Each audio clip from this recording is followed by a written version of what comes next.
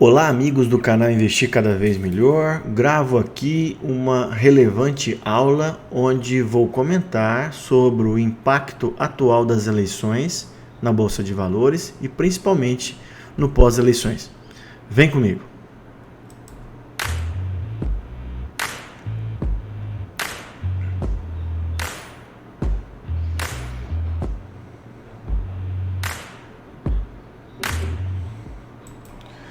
Bom, então vamos lá. Aquele nosso disclaimer de sempre, né? Que esse vídeo tem apenas um caráter educacional e mais, tá? Vocês vão perceber durante o vídeo que esse vídeo não tem nenhum caráter político partidário, né? O que eu quero mostrar para vocês são os fatos atuais em relação à economia brasileira e, a depender do pós-eleição, o que nós vamos acontecer com os principais ativos, ok? Bom, conteúdo da nossa aula hoje.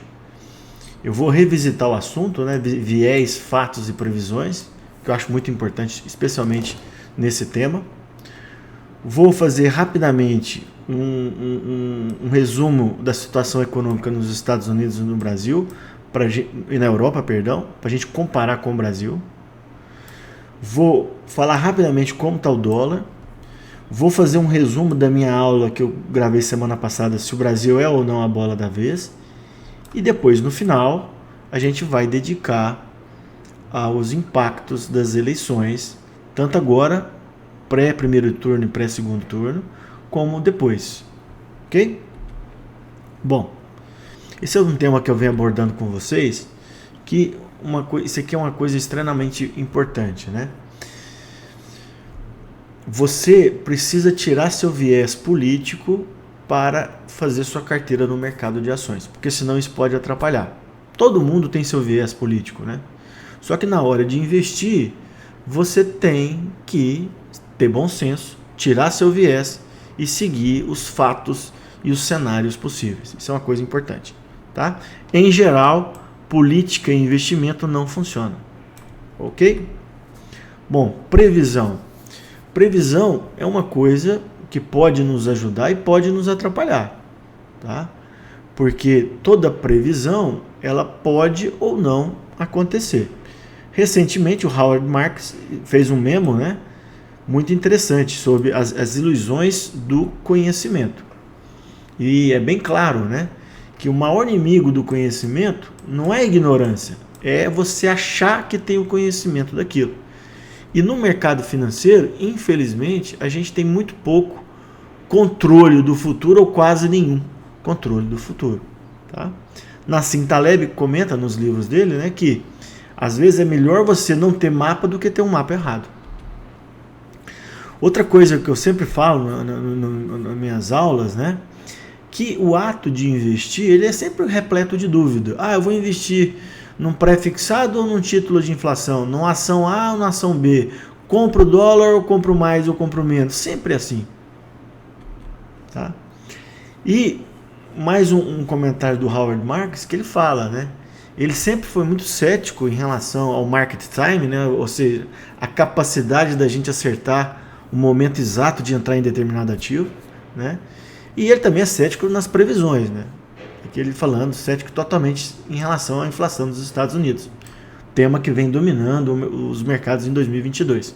E ele já comentava em maio que o maior risco do investidor seria estar fora da Bolsa de Valores, porque naquele momento, maio, ele achava que a Bolsa não estava nem cara nem barata. Depois daquilo, a partir de junho, a Bolsa subiu e agora, nos últimos 3-4 semanas nos Estados Unidos, a Bolsa cedeu, mas ainda num patamar acima de quando ele comentou.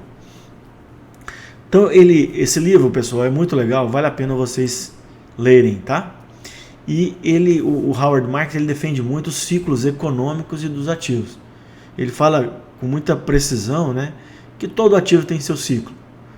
Só que, apesar dos ciclos, que a gente saber que tem os ciclos, a gente não sabe a hora exata que vai terminar ou começar aquele ciclo. A gente tem uma ideia, tá? E ele comenta, o mais importante é a gente comprar bons ativos com boa margem de segurança. O que é a margem de segurança? É você comprar um ativo que você tem a expectativa que ele valha, por exemplo, R$20, e se eu comprar o mais barato possível, comprar por 10, por 12. Você tem uma boa margem de segurança. Se você acha que o ativo vale 20, você compra por 19,50, a sua margem de segurança é muito ruim. Então, para a gente comentar, finalizar essa parte, para a gente ver tanto que é difícil, né? Então, a gente não tem market time.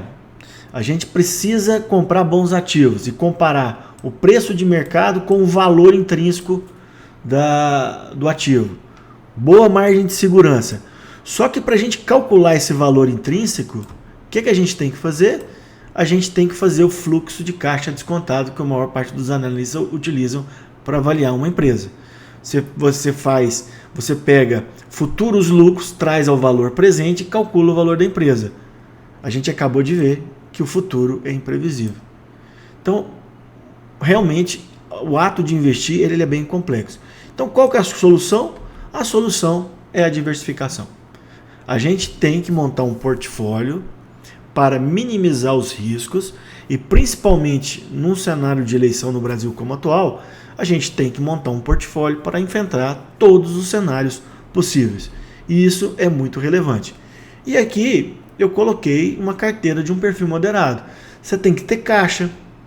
O que é caixa, pessoal? Caixa é dinheiro líquido. Você tem um fundo DI com liquidez imediata, pós-fixado, ele não flutua a marcação a mercado de acordo com a variação da taxa de juros. Você tem que ter renda fixa, fundos imobiliários, previdência, ações e ativos de proteção, que no Brasil é dólar e ouro. Tá? Então, esse é fundamental que a gente tenha uma diversificação. E esse é outro conceito simples, mas muito importante. A gente tem que esperar pelo melhor, só que tem que preparar para o pior. Isso é fundamental. Tá? Passemos então agora rapidamente sobre a situação nos Estados Unidos.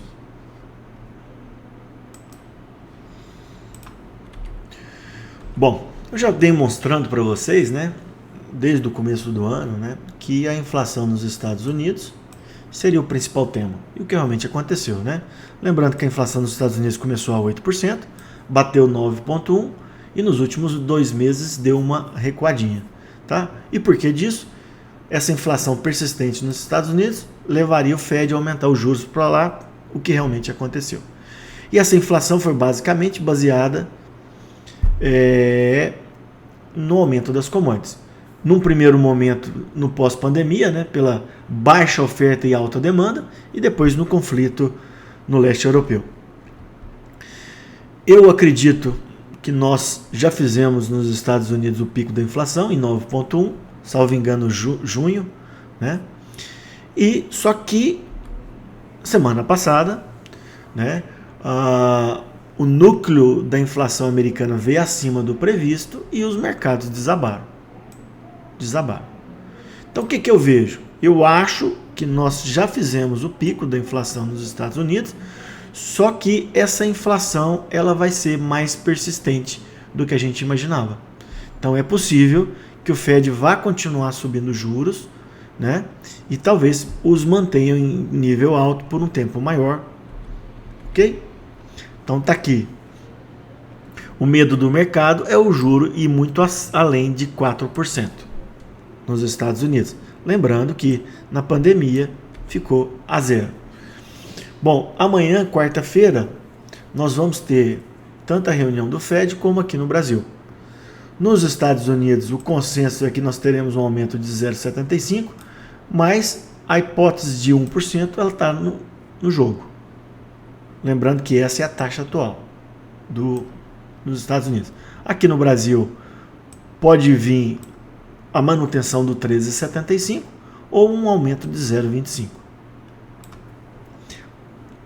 Logo depois da última reunião do Copom, acreditava-se que iria aumentar 0,25%.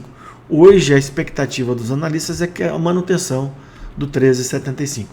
E o grande problema do Fed aumentar muito os juros nos Estados Unidos é que ele vai lá e combate a inflação. Porém, ele gera recessão. Aí que está o problema, o dilema do Fed, e isso está tendo repercussão nos mercados. Né? Porque, infelizmente, a recessão econômica ela é muito ruim para o país, né? Pelo aumento do desemprego, queda no salário, e aí depois você tem menor consumo, menor lucro das empresas, e aí as empresas passam a valer menos. Já comentei isso em outros vídeos.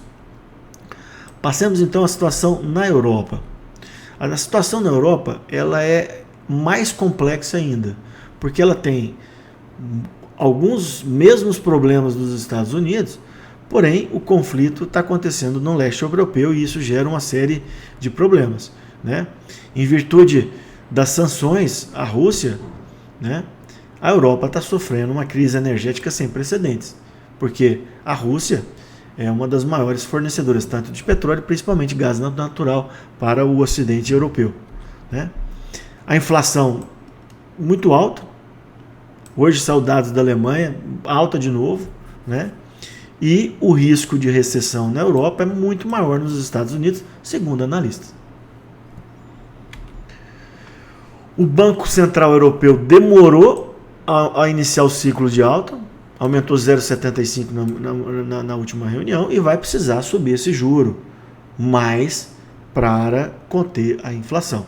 Lembrando que no Brasil nós começamos em 2021 o aumento dos juros, nos Estados Unidos em 2022 e agora na Europa tardiamente em 2022. E outro problema que eu li recente dos Estados Unidos frente à Europa é pelo seguinte, porque a carga tributária na Europa já é muito alta, em média acima de 40%. Nos Estados Unidos é em torno de 26%. Então o governo pode trabalhar melhor essa questão inflacionária, essa questão de dívida pública, questão de crescimento. Tá? Então a gente vê a situação dos Estados Unidos complexa e a da Europa mais complexa ainda. Bom, passemos então aos dados econômicos recentes no Brasil. O que eu vou mostrar para vocês nesse começo aqui, pessoal, são fatos, tá? Isso aqui não são previsões, são coisas que estão acontecendo. Basta você pesquisar, caso você queira, na internet, né? Então nós vamos agora aqui falar sobre fatos em relação à economia brasileira e que é sempre mais importante. A gente tem que esquecer o viés, nós já comentamos, tem que ser cautelosos nas previsões e focar nos fatos. Então, a inflação desacelerou em maio, ficando em 11,73, lembrando que ela bateu mais de 12. E nós tivemos deflação, né, por 2 meses seguidos, tá? Tanto em julho como em agosto.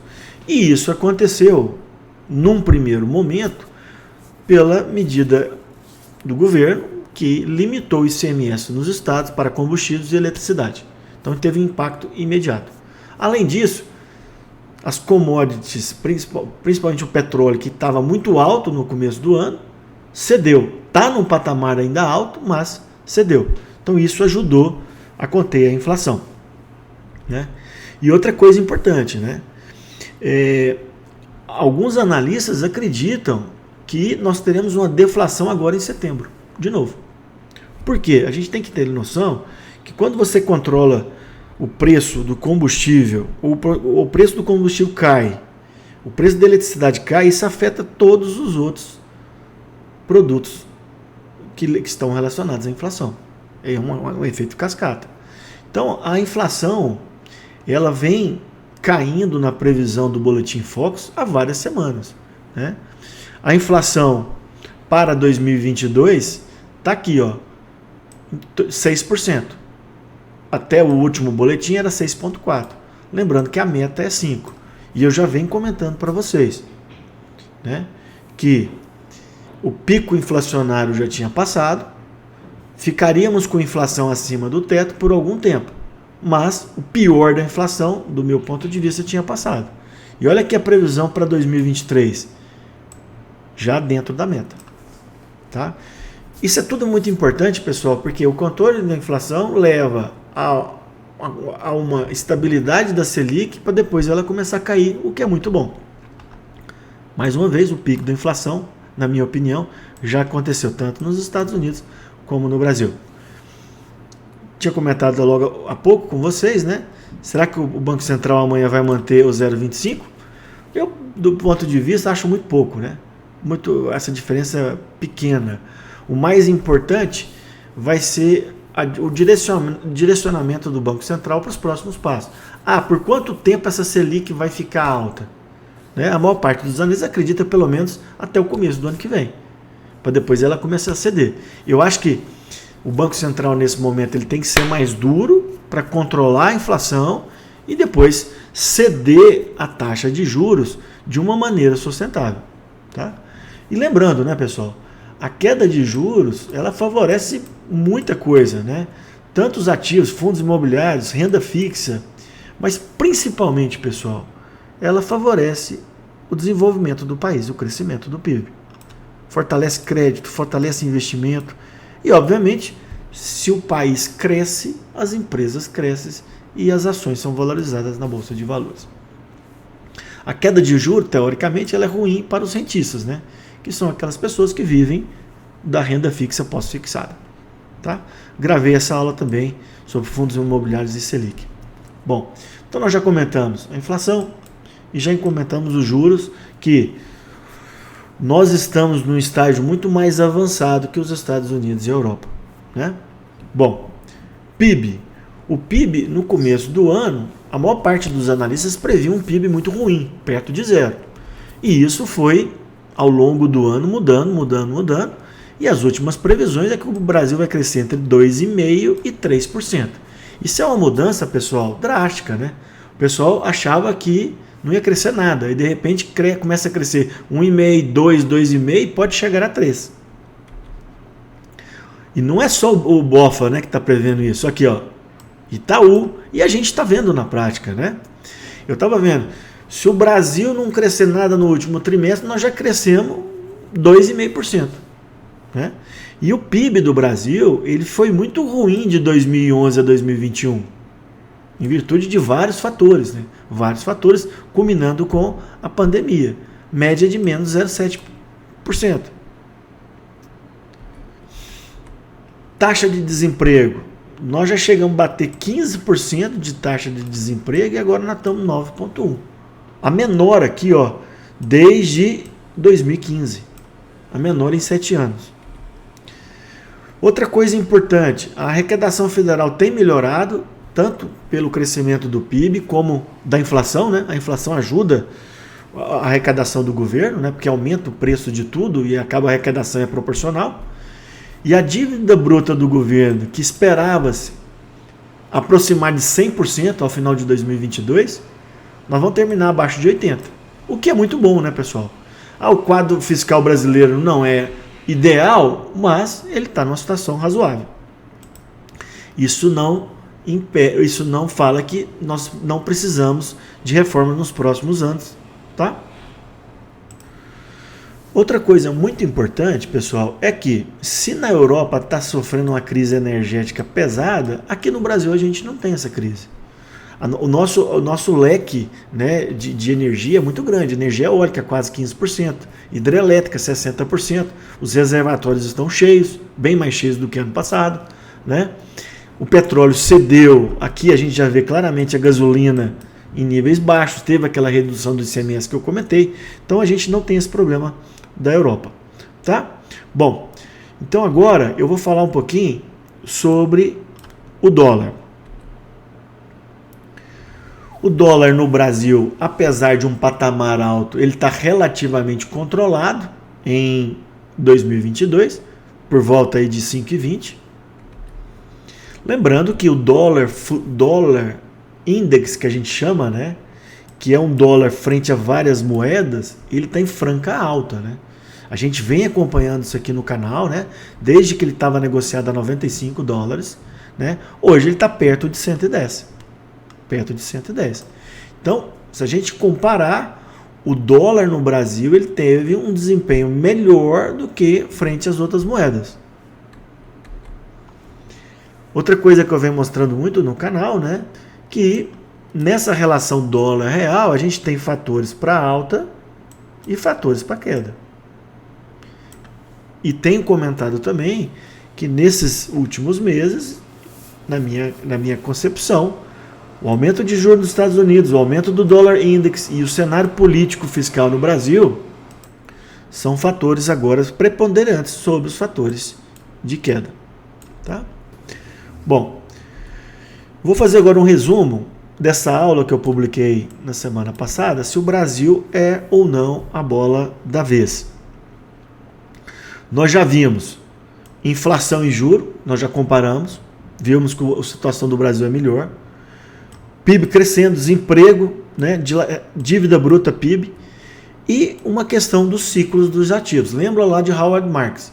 Todos os ativos, eles se movimentam em ciclos de curto prazo e principalmente de longo prazo. Então, se a gente pegar aqui grosseiramente, o Dow Jones saiu de 2008 para 2022 de 7 mil para 36 mil pontos. Agora ele está em torno de 31, mais de 400%.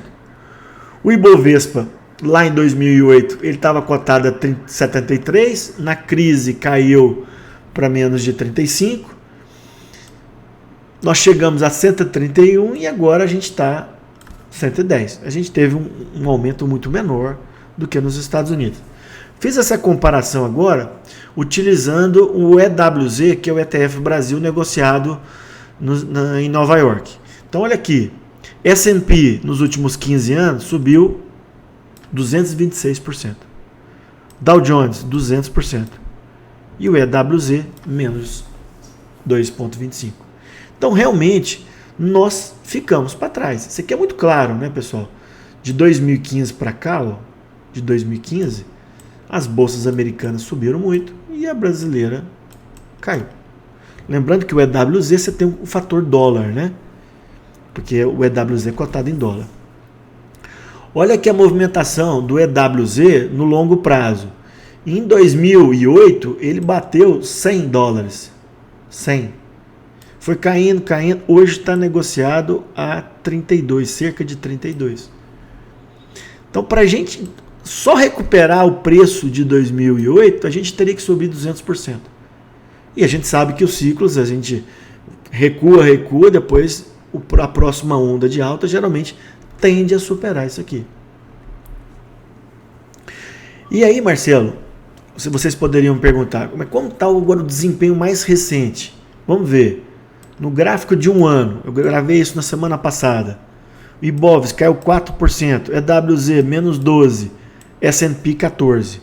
E em 6 meses, Marcelo, Ibov 1,55%, EWZ 8,79%. Aqui o S&P ficou abaixo da minha câmera, mas está 11,40%. Tá? E vamos ver aqui agora em um mês. Bolsa 3,8%, EWZ 6,8% e S&P 10,5%. Então, pessoal, fica claramente que neste ano o desempenho da Bolsa Brasileira, o desempenho relativo, é bem melhor em relação às bolsas americanas. Tá? Outra coisa importante, pessoal, é, às vezes, assim, o Brasil já subiu 50%, 100%. Lembrando que de 2002, 2003 a 2008, a Bolsa Brasileira subiu 770%. Especialmente pelo boom dos commodities e outros fatores. Tá? Então pode ser que a gente está apenas começando aqui o ciclo. A gente teve um ciclo de alta iniciado em janeiro de 2016. Pode ser que ainda a gente vai ter muita coisa para subir ainda. Não dá para saber. Isso é apenas uma previsão. Outra coisa importante, pessoal, é o desempenho relativo. Tá? Se a gente olhar aqui, ó, na década que o Brasil subiu 770%, que eu acabei de mostrar para vocês, olha, as commodities subiram fortemente e as ações de tecnologia foram para baixo. Na década passada, o contrário, commodities para baixo, tech para cima. Muitos analistas, a gente vê que as commodities estão em alta, talvez as commodities em alta e tech para baixo. E isso favorece o Brasil em relação aos Estados Unidos. Mais uma vez, isso aqui é uma perspectiva, não é uma certeza. Outro ponto positivo para o Brasil é que a Bolsa Brasileira está muito barata. Isso é consenso entre os analistas. Isso aqui eu tirei da Levante, do Rafael, né? Que ele fez um vídeo semana passada. Olha aqui, a gente está com um preço-lucro da Bolsa Brasileira de 6,2, para ano que vem 6,5. Lembrando que a média da Bolsa Brasileira está em torno de 11,5, 12. Então a gente realmente está muito barato, né? E outra coisa importante, eu mostrei para vocês agora os ciclos, né? É que eu, lendo a opinião de vários analistas de diferentes casas, gestores, eu percebo muito otimismo deles com o Brasil, com os ativos brasileiros, com os próximos anos. Depois a gente vai ver no final o que as eleições podem impactar nisso. Então, assim, nós temos um terreno muito fértil para realmente o Brasil ser a bola da vez para os próximos anos. Obviamente vai depender do resultado das eleições e principalmente do compromisso do próximo presidente com a economia, tá? Porque o que pode atrapalhar o Brasil é resultado das eleições, se o próximo presidente não compactuar com o controle fiscal das contas públicas e, obviamente, se a situação do mundo piorar. Obviamente, o Brasil não está isolado. Se as coisas piorarem muito nos Estados Unidos e na Europa, a gente vai ter reflexo aqui nos Estados Unidos. Então, sim, pessoal, eu vejo bastante oportunidade na Bolsa Brasileira, tá? Aos preços atuais, eu não considero que seja uma armadilha do mercado. Então, nessa guerra de touro e urso, né, de bull market e bear market, eu acho que nós temos tudo para voltarmos para o bull market. Vejo oportunidades no longo prazo, mas a gente não pode exagerar, lembrar da diversificação para enfrentar todos os cenários e o mais importante, a gente tem que selecionar bons ativos. A Bolsa Brasileira é composta por volta de 350 ações. Então nem todas as ações terão desempenho bom nos próximos anos. Então você precisa selecionar bem seus ativos. Mais uma vez, aquilo que o Markowitz fala, né, da diversificação. Né? Resumo desse momento favorável para o Brasil para a gente passar para as eleições. O Brasil está numa situação melhor, fatos, não são previsões. Eu acho que no pós-eleição a gente pode ter um momento ainda melhor. Lembrar do ciclo dos ativos e ciclos econômicos. Nós estamos em diferentes fases em relação aos Estados Unidos e Europa e daquela relação entre tech e commodity. Mas isso aqui é o mais importante, pessoal. No mercado, essas análises que a gente faz, não existe nenhum tipo de certeza, né? Sim, probabilidades. Bom, comentamos então sobre as eleições, tanto agora que elas não ocorreram ainda, como o resultado e o impacto nas bolsas de valores. Lembrando que o principal, vocês vão ver, é o compromisso do próximo presidente com a responsabilidade fiscal. Independente se for A, B, C ou D. Esse é o tema mais importante. Tá? Aqui então, eu coloquei os 4 principais candidatos. Tem candidato de direita, de esquerda, de centro. Mas, se quem ganhar, caminhar para o centro e principalmente levar a economia para o rumo certo, nós temos tudo para crescer bem nos próximos 2 a 3 anos. Eu, particularmente, acredito que, independente do candidato que ganhar, a gente vai ter nesse caminho. Obviamente, com alguns candidatos, esse caminho é um pouco mais fácil, com outros é um pouco mais tortuoso. Tá? Bom, então aqui nós vamos fazer previsão, né? É uma expectativa, os dados que a gente vai mostrar e que a gente mostrou, né? Nunca é uma certeza. Isso aqui, pessoal, é uma coisa extremamente importante. O mercado financeiro como um todo, ele é completamente apolítico. Completamente. Né? O que ele quer é que o governo conduza a economia de uma forma clara, numa direção correta, que aí o mercado vai precificar os ativos de acordo com essa condução econômica. Ele não quer saber se é direita, esquerda, ele quer saber se está na direção correta. Para vocês terem uma noção, nas eleições dos Estados Unidos de 2016, estava concorrendo a Hillary e o Trump. A Hillary, teoricamente, mais à esquerda, Trump à direita, conservador e democratas. Bom, o candidato de preferência, entre aspas, do mercado financeiro americano era a Hillary. Quando o Trump ganhou as eleições, na noite, na madrugada, a bolsa dos Estados Unidos chegou a cair 5%.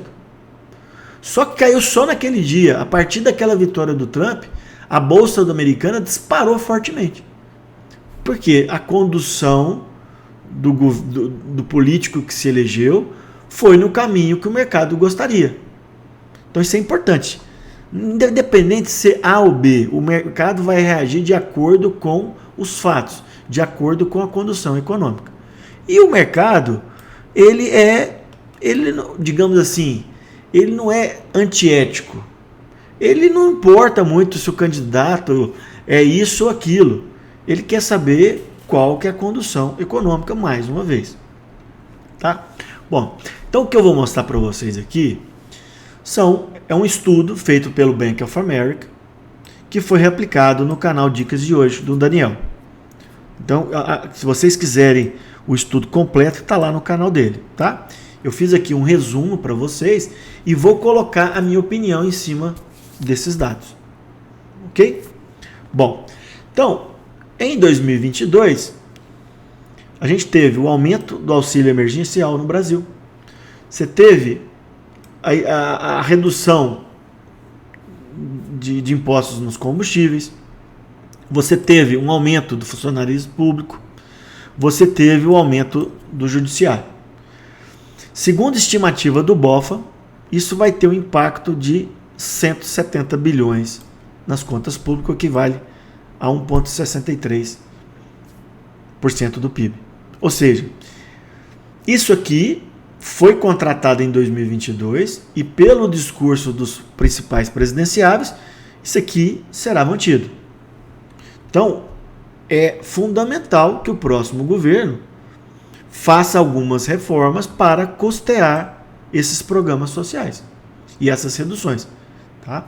Eu, particularmente, acho que, principalmente no pós-pandemia, esses auxílios emergenciais são fundamentais para aqueles que menos têm. Né? Então, assim, segundo o Bank of America, né, você vai ter que fazer de tudo para aumentar esse baixo crescimento do PIB do Brasil, que foi de 0,7% nos últimos 10 anos. Tá? E você não pode focar só no crescimento e esquecer da inflação. Porque a inflação é o pior de tudo, pessoal. A inflação, a gente está vendo na situação na Argentina, a inflação é um desastre total da economia. Tá? Eu imagino que nenhum presidente que seja eleito vai querer afrouxar o controle da inflação. E o Brasil precisa fazer as reformas para ter maior credibilidade fiscal. Tá? Olha aqui, Itaú eleva o PIB, mas alerta para o quadro fiscal. Então, o controle das contas públicas, pessoal, é fundamental para a gente voltar a crescer muito acima disso aqui que aconteceu nos últimos 10 anos. Tá? Bom, outro grande problema que o próximo presidente vai ter, né, que foi criado no governo Temer, o teto fiscal, né, e que no governo Bolsonaro, esse teto, por vários motivos, principalmente pela pandemia, esse teto foi estourado e foi controlado no governo por algumas alterações.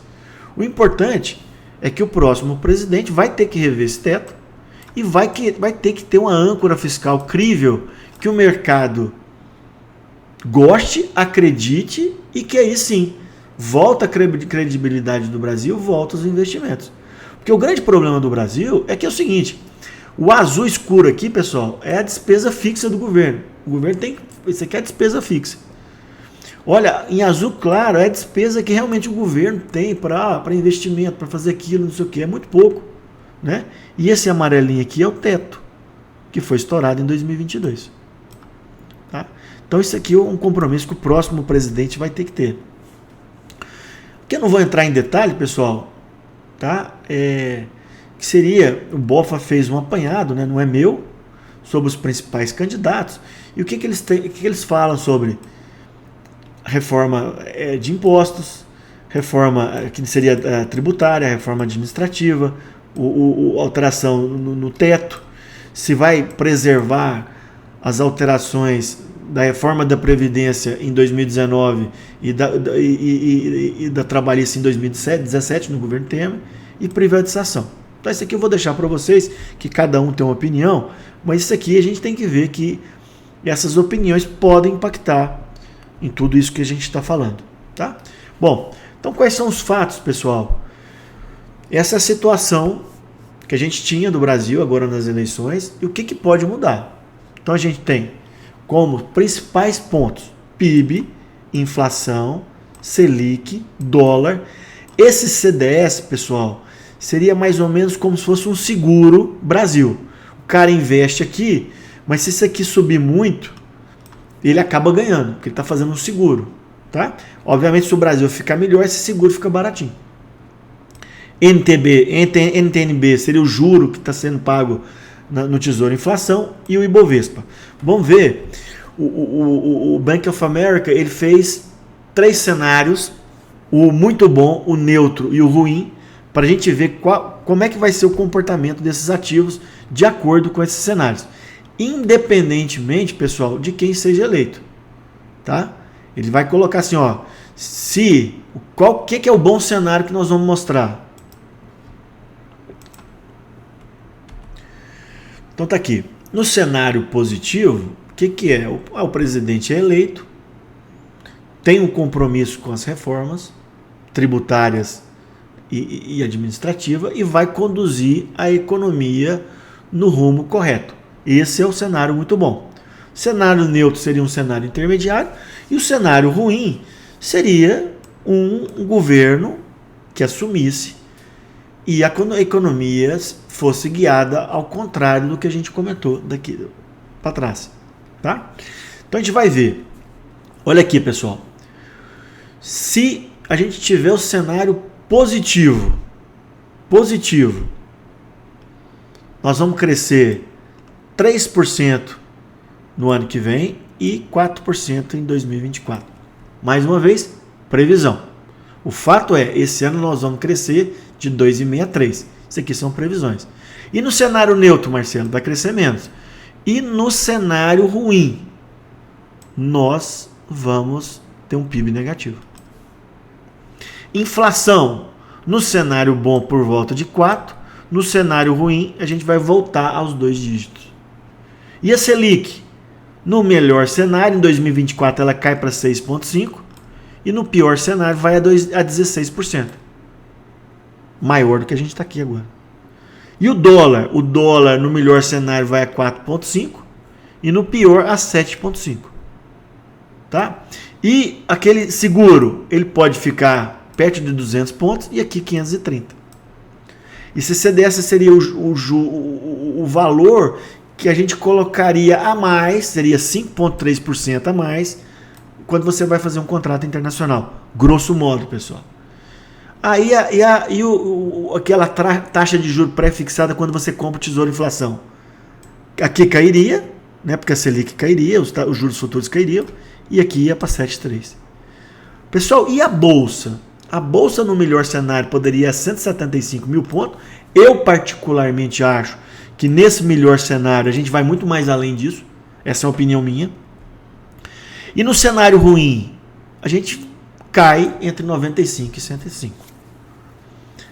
Bom, pessoal, então isso aqui são cenários bom, neutro ou ruim, independente do presidente eleito. O que está sendo baseado aqui é se o próximo presidente, independente de quem ganhar, se vai assumir o compromisso fiscal ou não. E aí a gente vai ter essas expectativas. Uma coisa aqui que é relevante, pessoal, percebam que hoje a gente está na Bolsa em torno de 110 mil pontos. Então, no pior cenário, no cenário desastroso para a economia que eu mostrei aqui, a Bolsa vai cair pouco. E se ela subir, no bom cenário, vai melhorar. Ou seja, compensa, pessoal, agora a gente está posicionado em Bolsa. Por quê? O que a gente fala, o risco de cair é menor, bem menor do que o potencial de alta. Tá? Então, eu resumi para vocês aqui, pessoal, o que é o melhor cenário que o BOFA coloca, e eu coloquei um pitaco meu também. Primeiro, que a gente tenha eleições tranquilas. Independente de quem ganhar, se é no primeiro turno ou no segundo turno, se a gente tiver uma eleição tranquila, quem for derrotado aceitar, os eleitores aceitarem, isso aqui é muito favorável ao Brasil. Um chamado terceiro turno seria muito ruim para a economia brasileira, mas muito ruim. Muito ruim. E isso, infelizmente, está no radar, né? Isso pode acontecer. Isso pode acontecer. Então, primeiro, eleições tranquilas. Depois, equipe econômica. Eu vou mostrar daqui a pouco. O candidato X indicou um economista que é respeitado pelo mercado, que a gente sabe como é que ele vai conduzir a economia. A gente vai para o caminho correto. Uma coisa importante, pessoal, a gente, nesse pós-pandemia, eu mostrei para vocês, a economia brasileira está numa situação muito boa. Se a gente não atrapalhar, ela vai bem. Isso é muito, extremamente importante. Compromisso fiscal, isso é fundamental, especialmente pelas reformas, e para ter reforma você tem que ter apoio do Congresso. Tá? Então esse é o cenário ideal. Marcelo, vai acontecer? Não sei. Vai acontecer o cenário? Eu também não sei. Tá? Então a gente tem que saber dessa possibilidade. Agora, uma coisa que me deixa tranquilo, pessoal, é que nessas eleições a gente tem uma coisa muito relevante. É a primeira vez que a gente tem a independência do Banco Central. Tá? Então, assim, a política de juros vai ser conduzida de maneira independente pelo Banco Central. O mandato do atual presidente vai até mais 2 anos para frente. Então, isso é uma coisa relevante, porque nenhum outro governo vai entrar e vai querer fazer política de governo com o Banco Central, a não ser que o próximo governo derrube a independência do Banco Central. Então isso aqui é uma coisa, na minha opinião, muito boa para nós. Muito boa para nós. Tá? Bom, deixa eu só mostrar para vocês como é que o mercado ele é apolítico. Né? Bom, ontem, no dia 19, o mercado abriu em queda, porque as bolsas lá fora estavam caindo. E porque na pesquisa recente, daquele dia, o Lula tinha aberto uma diferença maior. O mercado caiu. Só que aí, logo depois, teve uma apresentação da campanha do Lula em que o Henrique Meirelles estava presente. Lembrando, pessoal, que o Henrique Meirelles ele foi presidente do Banco Central no governo Lula, durante todo o governo Lula, e foi ministro da Economia no governo Temer. Um cara que já fez muito pelo Brasil, um cara altamente respeitado pelo mercado financeiro. O que aconteceu? O Ibov subiu 4 mil pontos. Tá? Então aquilo que eu estou falando para vocês, pessoal, esqueça o viés político. Se o próximo presidente sinalizar uma boa condução econômica, a gente tem tudo para seguir no caminho correto. Tá? Porque é isso, né? O mercado é totalmente apolítico. Então lembrem-se desses dados, pessoal. Tá? E uma coisa importante, né? Então assim, cenário de bull, né? De forte crescimento. Então o que você vai ter que investir? Você vai sair do pré-fixado, do pós-fixado, perdão, vai comprar pré-fixado e inflação. Não vai comprar dólar porque o dólar vai cair. Vai comprar a inflação que eu acabei de falar e vai comprar bolsa. Marcelo, e no cenário ruim? Você tem que ficar comprado em pós-fixado, em taxa Selic, fugir de pré-fixado e tesouro inflação, porque eles vão cair pela marcação a mercado. E eu acho interessante comprar dólar, né? O dólar pode ir a 7,5. E eu acho interessante comprar bolsa. Quanto mais perto desse limite aqui, pessoal, de 95 a 100, melhor você comprar bolsa. Né? Então, eu acho fundamental, pessoal. Como a gente não tem bola de cristal, não sabe quem vai ganhar, não sabe como será conduzido, é a gente diversificar a nossa carteira. Isso é fundamental. Não queira apostar numa direção só. Tá? A gente vai ver vários vídeos por aí, tem carteira Bolsonaro, que são as estatais, carteira Lula, que é empresas de educação e não sei o que. Tudo bem, você pode colocar um pouquinho disso, mas faça uma alocação pensando em todos os cenários, naquilo que a gente falou. Prepare-se, espere pelo melhor, prepare-se para o pior, tá? E lembrar que uma carteira ideal, a gente tem que ter todos os ativos, uma carteira bem diversificada, certo? Bom, pessoal, termino aqui, espero que vocês tenham gostado da análise, né? Vocês viram que hora nenhuma eu fiquei defendendo um ou outro candidato. A ideia aqui é mostrar para vocês que a gente no Brasil está numa situação melhor do que as outras economias e que o futuro presidente, independente de quem seja, se conduzir corretamente a economia, tem tudo para o Brasil crescer fortemente nos próximos 2 anos. Tá? E a última mensagem, pessoal: esqueça o viés político na hora de investir. Não combina com investimento. Isso é fundamental. Todos nós temos os nossos vieses. É óbvio. Você tem um viés daquilo. Mas na hora de investir você tem que esquecer. Pessoal, compartilhem o vídeo, dê um like, se inscreva no canal e até uma próxima. Boa semana a todo mundo.